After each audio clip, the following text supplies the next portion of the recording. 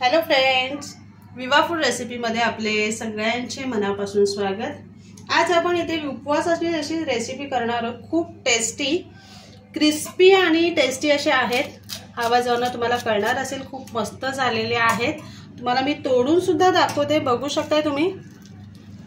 आतमध्ये पण किती मस्त छान शिजलेले आहेत आणि क्रिस्पी वरतून आतमध्ये असे हलकेसे सॉफ्ट, खायला खूप मस्त आणि टेस्टी आहे। त्याचबरोबर इथे खोबऱ्याची चटणी केलेली आहे आपण, किंवा तुम्ही दही बरोबर सुद्धा खाऊ शकताय। तर चला बघूयात आपण रेसिपी कसं करायचं ते। बटाटे आपण कुकर मध्ये शिजत ठेवूयात। झाकण लावून आपल्याला त्याला 3 शिट्या काढून घ्यायच्या आहेत। कुकरच्या 3 शिट्या करून पूर्ण कुकर थंड करून घेतलेला आहे। आता ह्याच्यातले बटाटे आपण एका भांड्यामध्ये काढून घेऊया आणि आपल्याला सोलून घ्यायचे। आता आपण बटाटे सोलून घेऊया, त्याचे साल काढून आपल्याला सोलून घ्यायचे। अशा पद्धतीने आपण सगळे बटाटे सोलून घेऊया। बटाटे सोलून घेतले की आपल्याला ते किसून घ्यायचे किसणीच्या साहाय्याने, किंवा मग तुम्ही ते स्मॅश करू शकताय। आता हे आपण सगळे बटाट्याचे किसून घेऊया। इथे बघा, अशा पद्धतीने आपण बटाटा किसून घेतलेला आहे। आता ह्याच्यामध्ये 2 मी हिरव्या मिरच्या टाकते, थोड्या मोठ्या मोठ्याच टाकलेले, ज्यांना नको असेल ते इझिली काढू शकतात। त्याच्यासाठी तुम्हाला हवे तर तुम्ही खलबत्त्यात चेचून सुद्धा टाकू शकताय।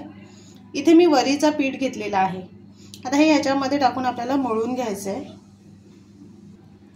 चवीप्रमाणे ह्याच्यामध्ये मीठ टाकून घ्यायचं आहे आणि मिक्स करून आपल्याला ते मळून घ्यायचं आहे। पाण्याचा वापर लगेच करायचा नाहीये, हलकंसं लागलं तरच वापरायचं आहे, नाहीतर सहसा ह्याच्यामध्ये पाणी नाहीच लागत, कारण बटाटे आपण चांगले शिजून घेतलेले आहेत। इथे बघा सॉफ्ट झाले, त्याच्यामध्येच इझिली मळून होते। तुम्हाला जर हवे असेल तर ह्याच्यामध्ये तुम्ही शेंगदाण्याचा कूट सुद्धा टाकू शकताय। पूर्ण ह्याचा एक गोळा तयार करून घेते। इथे बघा आपण असा गोळा तयार करून घेतलेला आहे। आता ह्याच्या वतीने आपण असं थोडंसं तेल घेऊन 2 मिनिटं मळून घ्यायचे, कारण ह्याचे गोळे करायला खूप सोपं जाईल, त्यासाठी आपण असं मळून घेऊया। थोडा थोडा पीठ घेऊन आपल्याला काय करायचं आहे, त्याचे गोळे तयार करून घ्यायचे। अशा पद्धतीने आपण गोळे करून सगळे बनवून घेऊयात। एकत्र बनवून घेतले की असे तळायला सोपं होऊन जातं। एक एक करायचं तळायचं, त्याच्यापेक्षा असे बनवून घ्यायचे आणि नंतर एकत्र तळून घ्यायचे, म्हणजे गॅस सुद्धा वाया जात नाही आणि तेल सुद्धा तापून असं गॅस वाया जात नाहीये। अशा पद्धतीने आपण सगळे बनवून घेऊया। सर्व असे आपण बॉल्स बनवून घेतलेले आहेत। तेल एकीकडे गरम करत ठेवलेले आहे। तेल चांगलं गरम झाले। आता आपण ह्याच्यामध्ये ना एक एक बॉल असे सोडून घेऊ आणि तळून घ्यायचे। चांगले क्रिस्पी होईपर्यंत आपल्याला ते तळून घ्यायचे।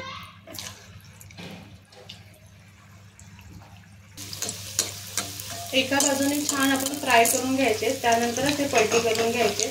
लगेचच ते हलवायचे नाहीये। एका बाजूने छान गोल्डन असे झालेले आहेत, तर आपण दुसऱ्या बाजूने सुद्धा छान फ्राय करून घेऊया। क्रिस्पी होईपर्यंत आपल्याला तळायचे। मस्त सोनेरी रंग झालेले असे बघूनच कळत आहेत किती क्रिस्पी झालेले आहेत। तर आपण तेल असं क्रॉस करून काढून घेऊया आणि एका जाळीमध्ये आपण सगळे असे काढून घेऊया। खूप मस्त लागतात। तर अशा पद्धतीने आपण सगळे बॉल्स तळून घेऊयात। इथे ओला नारळ घेतलेला आहे किसून, त्याच्यामध्ये आपण 2 मिरच्या टाकून घ्यायच्या, मीठ, त्याच्यामध्ये थोडं जिरा टाकून घेऊया। जिऱ्याने चटणीला खूप छान चव येते। थोडंसं पाणी टाकून मिक्सरला बारीक वाटून घ्यायचं। इथे आपण अशा पद्धतीने चटणी वाटून घेतलेली आहे। इथे मस्त क्रिस्पी आणि टेस्टी असे उपवासाचे बटाट्याचे बॉल्स तयार झालेले आहेत। तुम्हाला मी दाखवते किती क्रिस्पी झालेत, बघू शकताय। त्याच्या आवाजावरूनच तुम्हाला कळणार आहे किती टेस्टी झालेले आहेत। तोडून सुद्धा बघा, आतमध्ये सुद्धा छान असे कुरकुरीत आणि क्रिस्पी झालेले आहेत।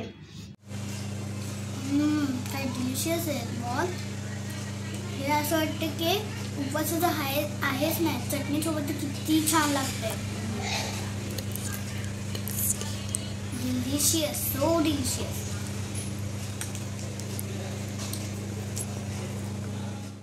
तुम्हाला आमची रेसिपी कशी लागली ते नक्की शेअर आणि